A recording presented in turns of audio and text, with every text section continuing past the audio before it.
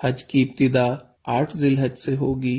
نماز فجر کے بعد غسل کریں یا وضو کریں۔ غسل کرنا افضل ہے۔ احرام باندھ لیں اور اشراق کے بعد 2 رکعت نماز ادا کریں۔ سلام پھیرتے ہی مرد حضرات سر سے کپڑا یا ٹوپی ہٹا لیں۔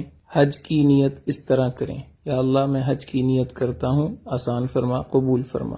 مرد اونچی آواز سے اور خواتین آہستہ آواز سے تلبیہ پڑھیں۔ اب آپ پر احرام کی پابندیاں شروع ہو چکی ہیں۔ احرام کی حالت میں تلبیہ پڑھتے ہوئے مینا پہنچنا ہے۔ آج کا دن مینا میں گزارنا ہے۔ ظہر، عصر، مغرب اور عشاء کی نمازیں مینا میں ادا کریں۔ ذکر، اذکار اور دعا کی کثرت سے اپنا وقت قیمتی بنائیں۔ لوگوں کے ساتھ خوش اخلاقی کے ساتھ رہیں، خدمت کے ساتھ وقت گزاریں، کثرت سے تلبیہ پڑھیں، دعاؤں کا خوب اہتمام کریں، قرآن پاک کی تلاوت کریں، رات مینا میں قیام کریں۔ حج کا دوسرا دن 9 ذی الحج، آپ صبح اشراق کے بعد عرفات کی طرف سفر شروع کریں گے۔ عرفات میں پہنچ کر زوال کے بعد ظہر اور عصر کی نماز اگر امام کے ساتھ مسجد نمرہ میں پڑھی تو اکٹھی ادا کریں گے۔ اگر اپنے خیموں میں ہیں تو ظہر اپنے وقت میں، عصر اپنے وقت میں ادا کریں گے، اور درمیان میں آپ نے زوال کے بعد نماز کی ادائیگی کے بعد دعا مانگنی ہے۔ یہ ہے وقوف عرفہ، حج کا دوسرا فرض۔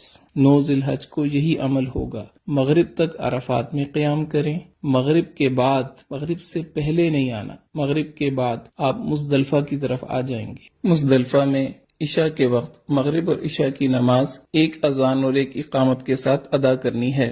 اس کے بعد آپ 70 کنکریاں اکٹھی کر کے اپنے پاس رکھیں۔ اب آپ نے رات وہاں قیام کرنا ہے۔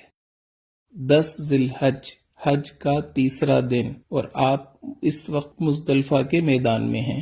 فجر کی نماز ادا کرنے کے بعد وقوف مزدلفہ یعنی مزدلفہ کے میدان میں کھڑے ہو کے دعا مانگنا، یہ حج کا پہلا واجب ہے۔ اس کے بعد آپ جب سورج تھوڑا طلوع ہو جائے تو رمی کے لیے مینا کی طرف چلیں گے۔ یاد رکھ لیں 10 ذی الحج آج آپ نے 5 واجب پورے کرنے ہیں، ایک فرض کی آخری ادائیگی کرنی۔ پہلا واجب وقوف مزدلفہ ادا ہو گیا۔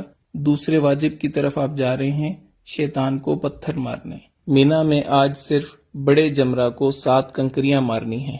اس کے بعد آپ قربانی کا جانور ذبح کریں، یہ تیسرا واجب پورا ہو گیا۔ اس کے بعد آپ اپنے سر کے بال منڈوا لیں، یہ چوتھا واجب پورا ہو گیا۔ اب آپ احرام کھول سکتے ہیں اور عام لباس پہن سکتے ہیں۔ اس کے بعد آپ طواف زیارت کے لیے مکہ مکرمہ بیت اللہ کی طرف سفر شروع کریں۔ بیت اللہ پہنچ کر طواف کریں، یہ آپ کا طواف زیارت ہے۔ حج کا تیسرا فرض، حج کے تینوں فرض مکمل ہو گئے۔ اس کے بعد آپ نے سعی کرنی ہے، سعی حج کا 5واں واجب، یہ بھی پورا ہو گیا۔ اب آپ واپس رات کو مینا میں آ جائیں، مکہ مکرمہ میں قیام نہ کریں۔ 11 ذی الحج، حج کا چوتھا دن، مینا میں زوال کے بعد، بہتر یہ ہے کہ عصر کے بعد، تینوں جمرات کی طرف جانا ہے۔ پہلے چھوٹے جمرہ کو 7 کنکریاں مارنی ہیں اور دعا کرنی ہے، پھر درمیانے جمرہ کو 7 کنکریاں مارنی ہیں اور دعا کرنی ہے، پھر بڑے جمرہ کو 7 کنکریاں مارنی ہیں۔ اب دعا نہیں کرنی اور واپس اپنے خیمے آ جانا ہے۔ رات مینا میں قیام کریں، دعاؤں میں مشغول رہیں۔ حج کا 5واں دن، 12 ذی الحج، مینا میں زوال کے بعد تینوں جمرات کی طرف جانا ہے۔ پہلے چھوٹے جمرہ کو 7 کنکریاں مارنی ہیں اور دعا کرنی ہے، پھر درمیانے جمرہ کو 7 کنکریاں مارنی ہیں اور دعا کرنی ہے، پھر بڑے جمرہ کو 7 کنکریاں مارنی ہیں اور دعا نہیں کرنی۔